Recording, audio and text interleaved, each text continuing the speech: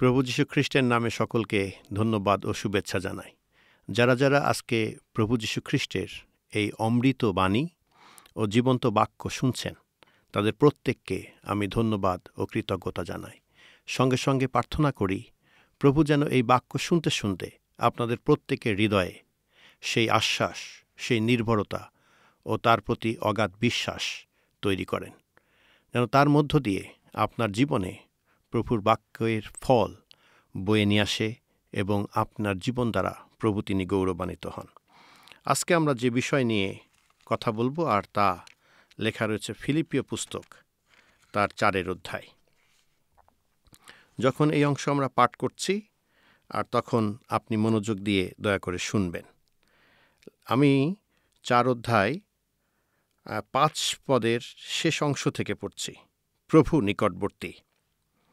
কোনো বিষয়ে ভাবিত হইও না, কিন্তু সর্ববিষয়ে প্রার্থনা ও বিনতি দ্বারা ধন্যবাদ সহকারে তোমাদের যাচনা সকল ঈশ্বরকে জ্ঞাত করো। তাহাতে সমস্ত চিন্তার অতীত যে ঈশ্বরের শান্তি, তা তোমাদের হৃদয় ও মন খ্রিস্ট যিশুতে রক্ষা করিবেন। প্রভুর এই বাণীর জন্যে প্রভু ধন্যবাদ করি। যুগে যুগে যারা এই বাণী শুনেছেন, প্রত্যেকের হৃদয়ে সেই আশ্বাস, সেই প্রত্যাশা প্রস্ফুটিত হয়েছে। সেই জন্যেই দাউদ তিনি এই কথা বলে গান করে উঠলেন, বললেন, কোথা হইতে আমার সাহায্য আসিবে?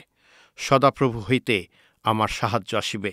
তিনি আকাশ ও পৃথিবীর নির্মাণকর্তা। দাউদ তিনি বুঝতে পেরেছিলেন কোথায় এই ভরসার জায়গা রয়েছে, কোথায় আমাদের বিশ্বাসের জায়গা রয়েছে, যেখান থেকে আমাদের সমস্ত প্রয়োজন পূর্ণ হতে পারেন। সেই জন্যেই দাউদ তিনি বলেছিলেন গীতের 23 অধ্যায়, বলেছিলেন, সদাপ্রভু আমার পালক, আমার অভাব হইবে না। যীশুখ্রিস্ট তিনি তার শিষ্যদেরকে এই বিষয়ে পরামর্শ দিতে গিয়ে তিনি বলেছেন, তোমরা কোনো বিষয়ে ভাবিত হইও না, কেননা তোমাদের স্বর্গস্থ পিতা জানেন তোমাদের কি প্রয়োজন আছে। তিনি আরও পরামর্শ দিয়েছেন, তিনি বলেছেন, তোমরা এই পাখিগণের দিকে তাকাও। তারা বোনে না, কাটে না, গোলাঘরে সঞ্চয় করে না, কিন্তু তোমাদের স্বর্গস্থ পিতা প্রতিদিন তাদের খাবার দিচ্ছেন। তোমরা কি তাদের হইতে শ্রেষ্ঠ নও? দেখো সেই সকল পক্ষীগুলো, যারা ছোট ছোট পাখি, তা এক সিকিতে কি বিক্রি হয় না? তোমরা না কত দামি তোমাদের স্বর্গস্থ পিতার কাছে? আমি আপনাদেরকে এই প্রত্যাশা দিতে চাই, আমরা যারা প্রভু যীশুকে আমাদের জীবনের মুক্তিদাতা ত্রাণকর্তা রূপে গ্রহণ করেছি, আমাদের প্রত্যেককেই প্রভু যীশু খ্রিস্ট তিনি মহামূল্য তিনি দিয়েছেন। কারণ তিনি সেই মূল্য দিয়েছেন এই জন্যেই যেন আমরা মূল্যবান হই। সেই জন্যে তিনি তার অমৃত, সেই নিষ্পাপ রক্ত, বহুমূল্য রক্ত তিনি ঢেলে দিয়েছেন, যেন আমরা তার কাছে বহুমূল্য হতে পারি।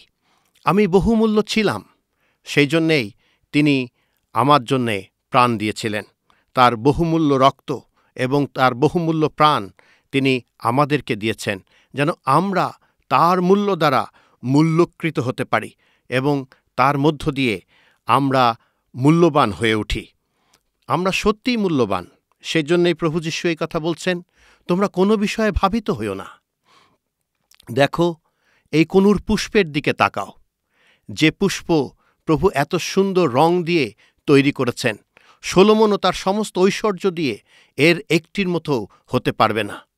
আপনি একবার চিন্তা করুন, যে ফুল দেখে আমি বিমোহিত হই, যে রং দেখে আমার মন আন্দোলিত হয়, সেই সমস্ত কিছুই প্রভু সৃষ্টি করেছেন।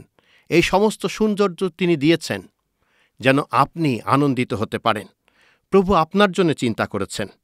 সেই জন্যেই আজকের যে বাক্য, আর সেই বাক্য অনুসারে এই কথা বলা হচ্ছে, কোনো বিষয়ে ভাবিত হইও না, সর্ববিষয়ে প্রার্থনা ও ধন্যবাদ করো। ধন্যবাদ সহকারে তোমাদের যাচনা সকল ঈশ্বরকে জ্ঞাত করো। আমাদের প্রভুর উপরে প্রত্যাশা থাকা দরকার। অনেক সময় আমরা জীবনে চলতে চলতে মানুষ হিসেবে আমরা সেই প্রত্যাশা রাখতে পারি না, আমরা দুর্বল হয়ে পড়ি। প্রভু সেটিও জানেন। সেই জন্যে তিনি বলেছেন, আত্মা ইচ্ছুক বটে, মাংস দুর্বল।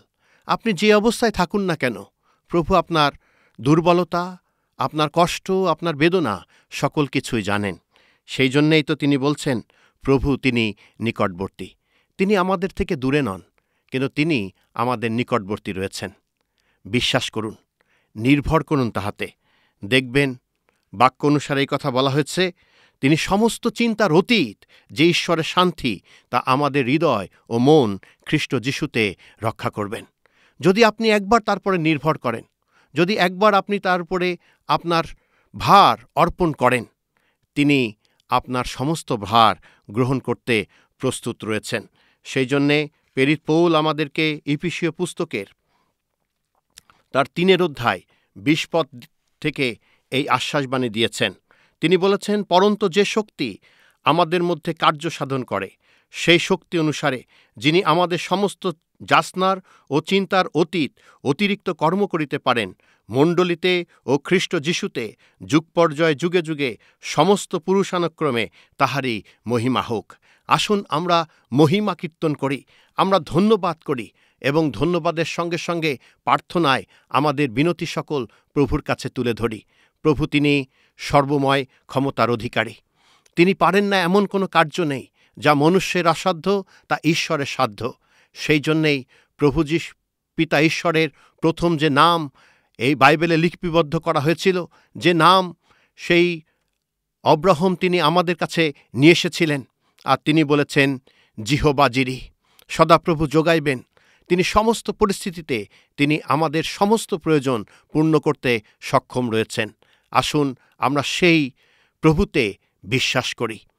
যদি আমরা প্রভুতে বিশ্বাস করি এবং তার ধন্যবাদ ও প্রশংসা করি, তিনি আমাদের সমস্ত কিছুর যোগান দেবেন।